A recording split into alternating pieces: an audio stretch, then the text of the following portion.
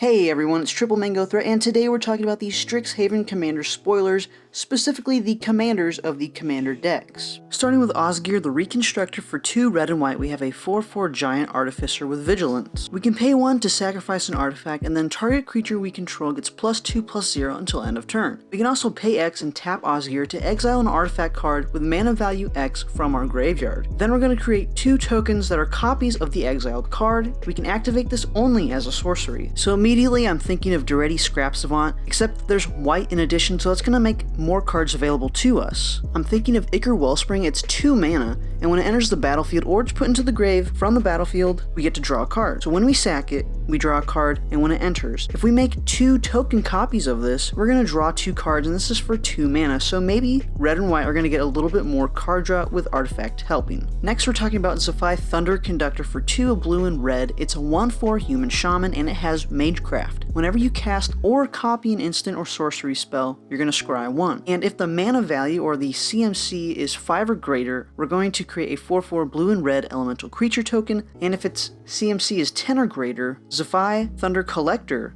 deals 10 damage to an opponent chosen at random. I don't know if this is a misprint, but maybe there's another card in the deck called Zafi Thunder Collector, because our commander is Conductor, just a little bit different there. So again, this deck is going to love instants and sorceries just like red and blue usually do. Adrix and Nev Twin Casters. For 2 green and blue, it's a 2/2 Merfolk Wizard that has Ward 2. Whenever this creature becomes the target of a spell or ability an opponent controls, counter it unless that player pays 2 mana. If 1 or more tokens would be created under your control, twice that many of those tokens are created instead. So this is anointed procession on our commander, which is really sweet, and our commander is going to be targeted very heavily, so I understand why Ward is on our commander. Possibly more of the deck is going to have more Ward in our cards, or we have cards that can help us also promote Ward with Kira the Great Glass Spinner. This is a little bit different, but creatures we control have, whenever this creature becomes the target of a spell or ability, the first time each turn, counter that spell or ability. So now they have to go through that, and they have to pay 2 mana, so this can really make it where they're not going to be messing with our creatures, but again, board wipes are going to get around that.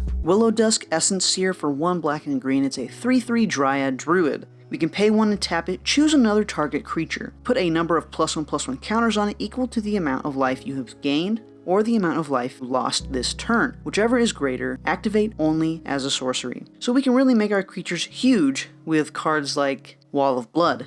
It counts as loss of life because we're going to pay so much life. So we could pay 39 life and make a creature really huge, maybe put it on Triskelion.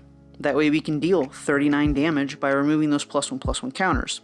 I'm not really sure how this deck is going to work yet, but it looks promising. And last of the spoiled commanders, we have Brina the Demagogue. For 1 black and white, it's a 1/3 bird warlock, and it has flying. Whenever a player attacks one of your opponents, if that opponent has more life than another one of your opponents, that attacking player draws a card, and you put 2 +1/+1 counters on a creature you control.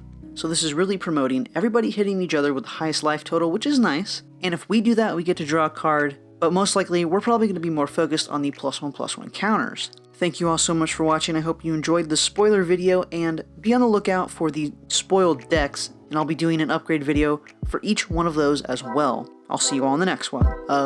Peace.